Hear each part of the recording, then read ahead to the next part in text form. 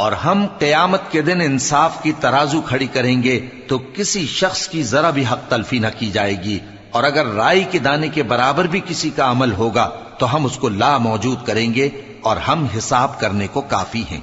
और हमने मूसा और हारून को हिदायत और गुमराही में फर्क कर देने वाली और सरतापा रोशनी और नसीहत की किताब अता की, यानी परहेजगारों के लिए, जो बिन देखे अपने परवरदिगार से डरते हैं और क़यामत का भी खौफ रखते हैं।